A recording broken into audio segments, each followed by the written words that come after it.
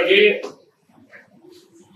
Supplier Dinesh ಶೆಟ್ಟಿಗೆ ಹೇಳದಷ್ಟೇ, ನೀನು ಶಾಮನೂರು ಶಿವಶಂಕರಪ್ಪನವ್ರ ಮನೆಯಲ್ಲಿ supply ಕೆಲಸ ಮಾಡ್ಕೊಂತ ಇದ್ದು.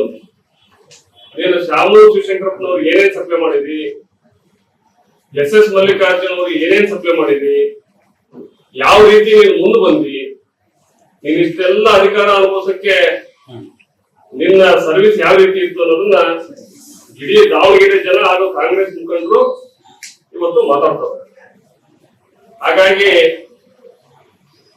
ಸಪ್ಲೈಯರ್ ದಿನೇಶ್ ಶೆಟ್ಟಿ ನಾನು ಹೇಳೋದಿಷ್ಟೇ, ಯಾಕೆ ಬಂದು ನೀನು ಸುಳ್ಳು ಹೇಳ್ತೀಯ ಪದೇ ಪದೇ ಪದೇ? ಹೈಕೋರ್ಟ್ ಆದೇಶ ಐತೆ ಅಂತ ಮೊದಲೇ ಸುಳ್ಳು ಹೇಳ್ತೀಯ. ನೀನೊಬ್ಬ ಗೂಢಾಧ್ಯಕ್ಷ ಸ್ಥಾನದ ಕುಂತಿದ್ಯಾ, ಯಾರೋ ಮಾಮೂಲಿ ವ್ಯಕ್ತಿ ಬಂದು ಹೇಳಿದ್ರೆ ಅದು ಬೇರೆ ರೀತಿ ಆಗ್ತಿತ್ತು. ಒಂದು ಸ್ಥಾನದಲ್ಲಿ ಕುಂತ ಮೇಲೆ ಅದು ಹೈಕೋರ್ಟ್ ಆದೇಶನೋ ಜಿಲ್ಲಾ ಕೋರ್ಟ್ ಆದೇಶನೋ ಅಥವಾ ಜಿಲ್ಲಾ ಕೋರ್ಟ್ಗೆ ಕೆಳಗಡೆ ಇರ್ತಕ್ಕಂಥ ಸೀನಿಯರ್ ಸಿವಿಲ್ ಕೋರ್ಟ್ ಆದೇಶ ಅನ್ನೋದನ್ನ ನೋಡುವಂತ ಪರಿಜ್ಞಾನ ನಿನಗಿಲ್ಲ. ಎಷ್ಟು ನೀನು ಮೂರ್ಖದಿ ಅಂದ್ರೆ, ಅದು ಆಗಿರ್ತಕ್ಕಂಥದ್ದು ಜಿಲ್ಲಾ ಕೋರ್ಟ್ಗಿನ ಕೆಳಗಡೆ ಇರ್ತಕ್ಕಂಥ ಸೀನಿಯರ್ ಸಿವಿಲ್ ಕೋರ್ಟ್ ಅಲ್ಲಿ.